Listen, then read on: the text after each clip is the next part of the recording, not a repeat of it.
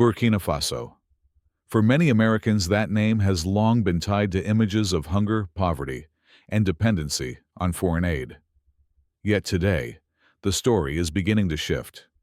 This small nation in the heart of the Sahel has entered into a $2.6 billion 10-year agreement with Saudi Arabia, a deal unlike any aid package the West has ever offered. Built on the foundation of partnership rather than dependency, it holds the power to reshape the destiny of millions. What makes the world pay attention? It is not only the billions at stake, but the way the deal is framed. One brings the land, the other, the market together. We build dignity. Behind these words lies a vision to transform Burkina Faso from a forgotten corner of Africa into a hub of production and processing, a nation capable not only of feeding itself, but of contributing to global supply chains. And yet the questions remain. Is this truly the beginning of economic independence, or simply another chapter in the long game of global power? If you believe that Africa's awakening has begun, stay with me through this story. At the center of this unfolding story stands a deal unprecedented in Burkina Faso's modern history, a $2.6 billion 10-year partnership with Saudi Arabia. Unlike traditional foreign aid, this agreement is structured around shared responsibility and long-term transformation. The deal is broken into several strategic pillars. Roughly 30% of the funds are directed toward infrastructure, building silos, repairing critical roads, and even exploring future railway links that could connect landlocked Burkina Faso to ports on the Atlantic. Another 25% is dedicated to processing industries, including soybean oil, animal feed, and biodiesel production. These facilities, if successful, will allow the country to export not just raw crops, but finished goods, keeping more value inside the nation. Additional funds focus on science and technology, transfer equipping local farmers with better tools and knowledge, while others support cooperatives, training centers, and financial mechanisms designed to stabilize both households and small businesses. Even security receives a portion, acknowledging that no economic vision can flourish in a region still vulnerable to insurgency and instability. For Saudi Arabia, the benefits are clear. They gain access to reliable supplies of feed and vegetable oil, while also advancing their own energy transition goals through biodiesel. For Burkina Faso, the deal represents something more profound, the possibility of shifting from dependency to dignity. But that is only the surface of this agreement. Beneath the numbers and promises lies a struggle for trust, a battle between past disappointments and present hope. And this is where the story begins to turn, as reality collides with expectation. The announcement of the Saudi-Burkina Faso deal sent a wave of anticipation rippling through Ouagadougou and across the countryside. On paper, it seemed revolutionary. For decades, rural communities had watched outsiders arrive with promises only to leave behind half-finished projects and disappointment. This time, however, President Ibrahim Traoré framed the deal not as charity, but as a partnership of equals. His words, "One brings the land, the other, the market together. We build dignity," struck a deep chord with people long treated as passive recipients rather than active creators. At the village level, excitement was tangible. Farmers spoke of new silos to preserve harvests, new roads to bring crops to market, and new presses to transform soybeans into oil. Mothers dreamed of schools for their children, financed by revenues from agriculture rather than dependency on aid. Young men and women began to imagine futures at home, instead of risking everything on dangerous migration routes toward Europe. Yet, not everyone was convinced. Older generations, hardened by decades of broken promises, urged caution. They remembered grand speeches and donor conferences that produced more headlines than results.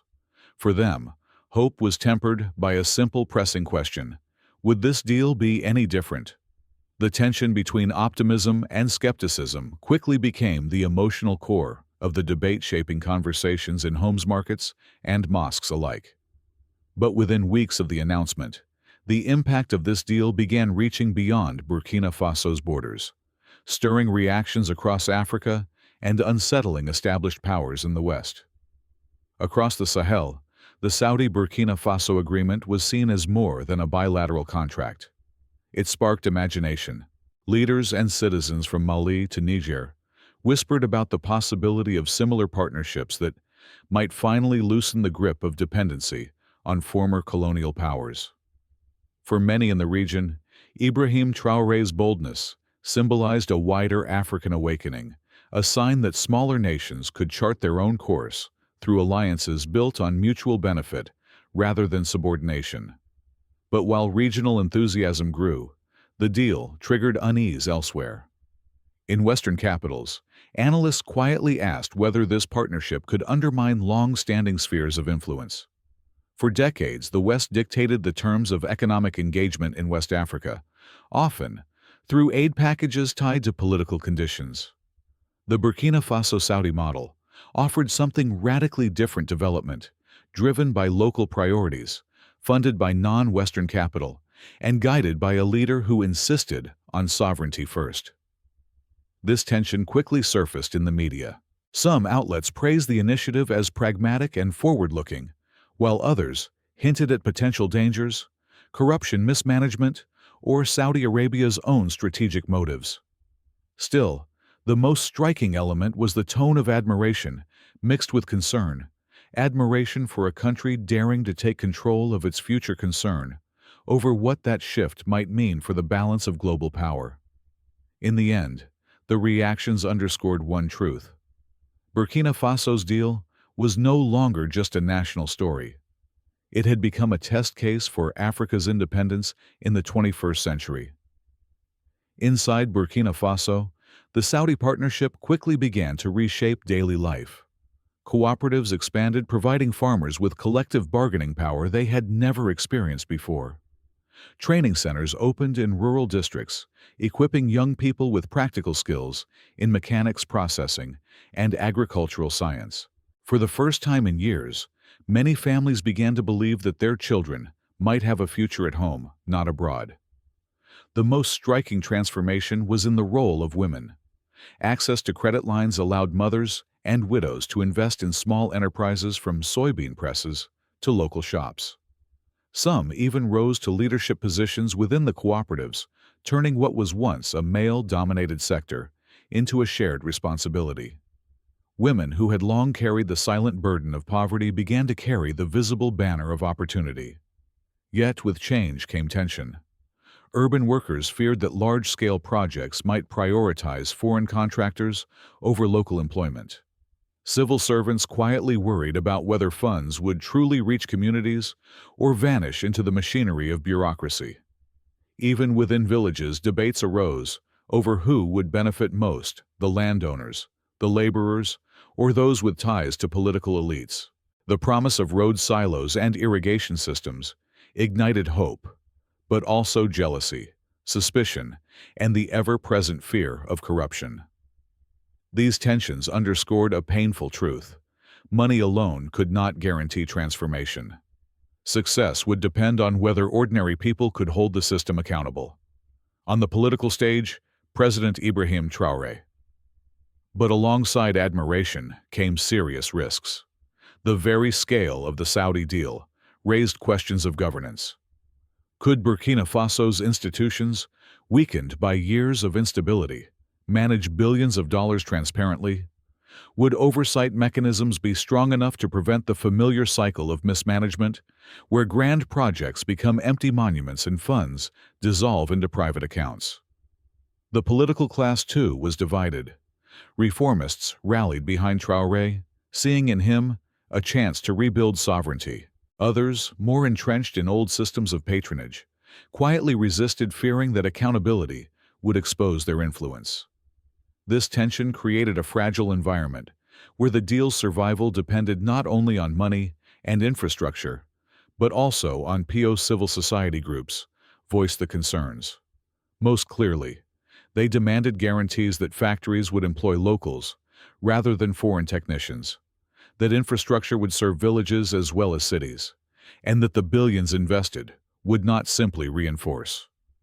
In short, the Saudi partnership forced Burkina Faso to confront its deepest question: could a country scarred by dependency finally learn to govern prosperity? From Washington's perspective, the Saudi-Burkina Faso agreement landed with quiet but unmistakable weight. For decades, U.S. policymakers viewed West Africa through two lenses: security cooperation and humanitarian aid. Burkina Faso, like many of its neighbors, was seen less as a partner than as a fragile state in need of stability programs. The new $2.6 billion deal disrupted that framing. Suddenly, one of the poorest nations on Earth had struck an agreement that bypassed Western institutions entirely. For American analysts, two questions rose immediately. First, would this deal pull Burkina Faso closer to Gulf states, and by extension, away from U.S. influence? Second, if it succeeded, would other African nations replicate the model, further eroding the West's traditional dominance in the region? At think tanks and in congressional hearings, discussions reflected a mixture of unease and reluctant respect. The deal aligned with Saudi Arabia's energy transition ambitions, but it also elevated President Ibrahim Traoré as a symbol of defiance against Western dependency. For some in Washington, that was troubling. Yet for others, especially within development circles, there was cautious admiration. Perhaps they argued African states deserved the chance to experiment with models not dictated by Washington, Brussels, or Paris. The American public, when exposed to the story, encountered it with curiosity. Many older Americans saw in it echoes of their own history, a smaller nation attempting to break free from the grip of larger powers, pursuing dignity on its own terms. From Washington's perspective, the Saudi-Burkina Faso agreement landed with quiet but unmistakable weight. For decades, U.S. policymakers viewed West Africa through two lenses: security cooperation and humanitarian aid.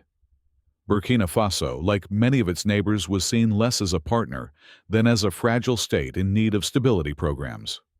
The new $2.6 billion deal disrupted that framing. Suddenly, one of the poorest nations on Earth had struck an agreement that bypassed Western institutions entirely. For American analysts, two questions rose immediately.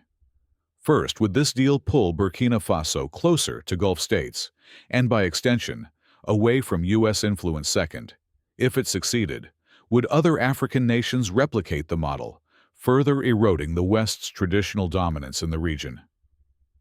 At think tanks and in congressional hearings, discussions reflected a mixture of unease and reluctant respect. The deal aligned with Saudi Arabia's energy transition ambitions, but it also elevated President Ibrahim Traoré as a symbol of defiance against Western dependency. For some in Washington, that was troubling. Yet for others, especially within development circles, there was cautious admiration. Perhaps they argued African states deserved the chance to experiment with models not dictated by Washington, Brussels, or Paris. The American public, when exposed to the story, encountered it with curiosity. Many older Americans saw in it echoes of their own history, a smaller nation attempting to break free from the grip of larger powers, pursuing dignity on its own terms. Just when global observers assumed the deal was a routine trade agreement, President Ibrahim Traoré introduced a strategic pivot. He proposed that profits from processing facilities and cooperatives would remain largely in local hands, establishing a national export bank to fund future ventures. This was no longer just a $2.6 billion contract. It became a blueprint for economic sovereignty. Suddenly, Burkina Faso was no longer a passive player, but a model of self-determination. Traoré's insistence that local communities lead operations, manage profits, and share decision-making shifted the balance of power. Other African leaders and regional policymakers began to reconsider their strategies. Could small nations reclaim control without Western intermediaries? Could the Sahel, long overlooked, become a center of innovation rather than a zone of dependency? This unexpected twist elevated Traoré's profile. He was no longer simply a national leader. He was emerging as a symbol of African resilience and ingenuity, challenging old assumptions and inspiring a continent-wide conversation about sovereignty and dignity. The implications of Traoré's bold move rippled quickly. Across the Sahel, neighboring nations began exploring similar cooperative structures, seeing the potential to retain profits domestically rather than export them to foreign corporations. Investors from China, India, and Brazil watched closely, considering new partnerships built on mutual respect rather than dominance. Within Burkina Faso, the twist galvanized public trust. Farmers and cooperatives, once skeptical of government promises, now saw concrete signs of accountability. Roads were being paved, silos built, and factories staffed by locals, giving birth to a new era of ownership and pride. For the first time, the nation's narrative shifted from dependency to agency. Ibrahim Traoré's vision demonstrated that bold leadership combined with strategic alliances could rewrite history. What started as a conventional trade agreement had transformed into a powerful symbol of African self-determination, signaling to the world that Burkina Faso would no longer be an afterthought, but a force shaping its own destiny. As Burkina Faso begins to harvest the fruits of its partnership, the transformation is visible not only in road silos and factories, but in the hearts of its people. Farmers no longer see themselves as passive recipients, but as builders of prosperity, mothers, no longer as burdens, but as architects of community growth, and youth, no longer as exiles, but as managers of their own future. President Ibrahim Traoré stands at the center of this awakening, not as a distant ruler, but as a figure rooted among the people, sharing meals, listening to stories, and celebrating small victories. His message resonates. We do not ask for permission to be free. We stand up to claim it. It is a reminder that dignity and sovereignty are not granted, they are earned and protected. The $2.6 billion covenant is more than a contract. It is a seed for a new Africa, one where Burkina Faso shows the world that independence is possible, that the global South can chart its own course, and that courage and vision can redefine history. If the spirit of Ibrahim Traoré touches you, share this story. Subscribe to witness Africa's journey toward dignity, empowerment, and a future where nations rise on their own terms. God bless Africa.